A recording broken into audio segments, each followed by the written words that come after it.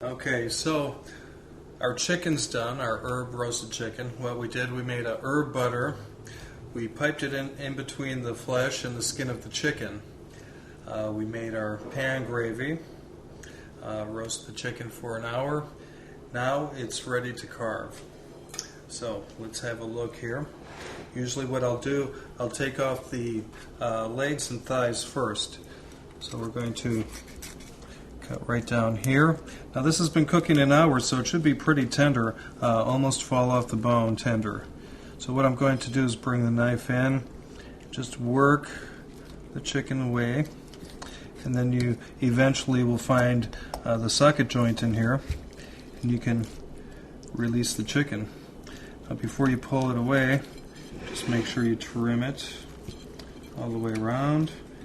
You want to keep as much meat intact as possible. So here we go. It's cutting apart. So there's our thigh.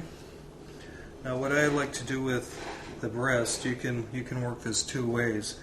You can either go in with your chef's knife straight down and bring the knife down and cut it straight to the backbone, and then the breast will come away, but you have the bone on the breast.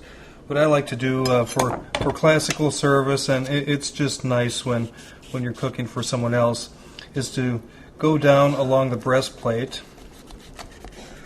and what you will do is remove the white meat from the bone. Okay, so we'll get that in there. Let's remove the wishbone, which should be right around here. Still a little hot. Okay, then slowly we're going to work the meat away from the chicken. Now if it doesn't come off the bone this easy, your chicken might not be thoroughly cooked. You cook it for 1 hour, you roast it, it should come off just this easy.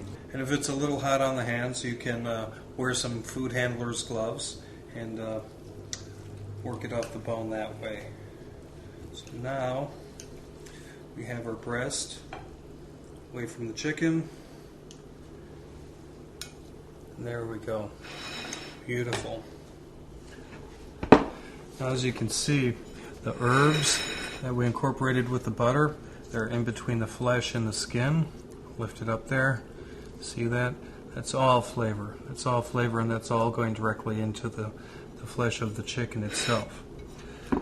So what we're going to do is sauce the chicken with our pan gravy, but you don't want to cover the whole thing. You just want a little bit of gravy, maybe down the center, something you can dip into, but you definitely don't want to mask the flavors of the herbs and butter. So let's sauce our chicken and have a taste.